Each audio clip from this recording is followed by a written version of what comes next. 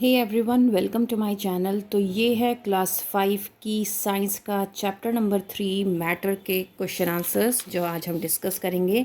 सबसे पहले fill in the blanks. On heating a solid changes into a liquid. Molecules are made up of atoms. Name the following a gas that you inhale, oxygen. The force by which the molecules of matters are held together, force of attraction. Write true or false. Matter exists in three states. Yes, it's true. So solid, liquid and gas, three states है. Carbon is a compound. No. False. Short answer questions. Write the symbol of calcium and hydrogen. So calcium का होता है Ca और hydrogen का H. Then which are the three states of matter? So solid, liquid and gas. What is mass and volume? Mass, the amount of matter in an object, is known as mass, while volume is the space occupied by an object. Okay. Now write the difference between elements and compounds.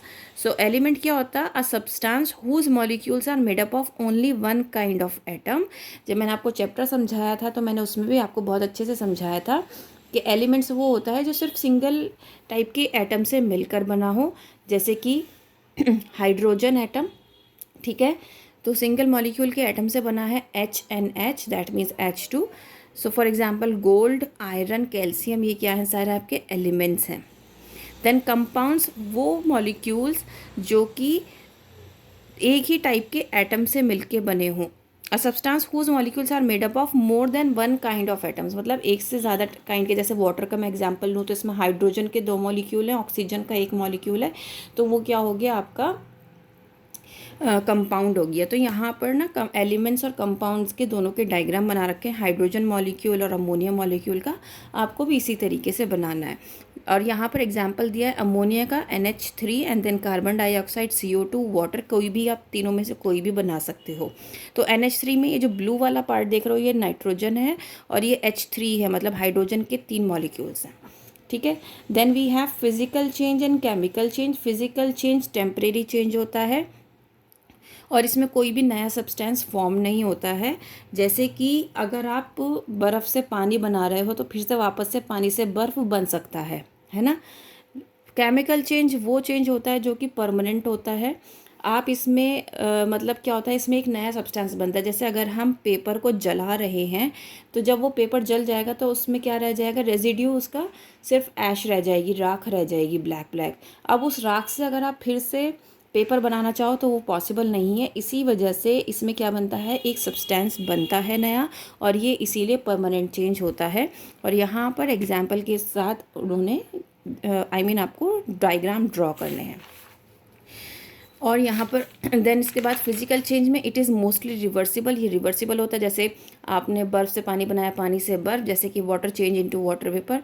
और जो chemical change होता है ये reversible होता है, मतलब अगर आपने पेपर बर्न कर दिया तो वो बर्न हो गया, वो चीज़ वापस नहीं आएगी।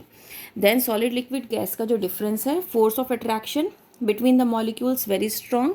पहले हमने मॉलिक्यूल के फोर्स ऑफ अट्रैक्शन की बात करी जब हम इनका डिफरेंस बता रहे हैं। तो लिक्विड में क्या है? वीक रहता है, और इसमें जो होता है कि कोई मतलब हार्डली होता है, क्योंकि गैस के मॉलिक्यूल्स जो होते हैं वो बहुत दूर दूर होते हैं। फिर उसके बाद मॉलिक्यूल्स किस तरीके से पैक्ड हैं, यहाँ पे टाइटली पैक्ड है, यहाँ पे स्लाइटली पैक्ड है, मतलब थोड़ा सा डिफरेंस होता है, डिस्टेंस होता है। और यहाँ पर मॉलिक्यूल्स जो हैं वो बहुत दूर दूर रहते हैं, very far away from each other. Shape जो है वो डेफिनेट शेप एंड वॉल्यूम है सॉलिड की। Liquid shape takes the shape of the container and has definite volume, while gas has no definite shape and volume. Solid का example है wall, book और pen. Liquid का example है water, oil and juice. और gas का example है oxygen, hydrogen and helium. और यहाँ पर आपको तीनों आपको दे रखे हैं मॉलिक्यूल्स के अरेंजमेंट। ठीक है, वो आपको अच्छे से देखने हैं और इसी तरीके से ड्रॉ करने हैं। Then we have give one word answer. Anything that occupies space and has mass, that is matter. Constituent particles of molecules known as atoms. Building blocks of matter, molecules.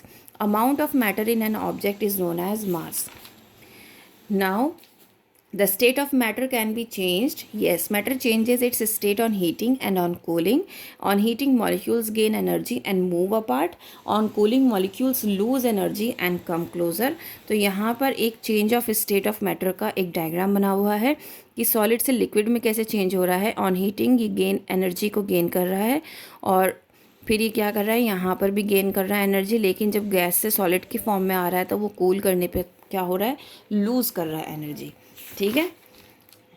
Draw the molecular diagram of ammonia molecule. Justify that ammonia is a compound. Also give other examples of a compound. So one molecule of ammonia has one atom of nitrogen and 3 atoms of hydrogen, जो कि diagram में भी given है. एक nitrogen है और 3 hydrogen है.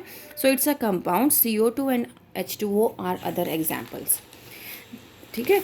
सो उम्मीद करती हूँ कि ये आपको समझ में आया होगा, आपके लिए हेल्पफुल रहेगा. If yes, please like share and subscribe. That's all. Thank you.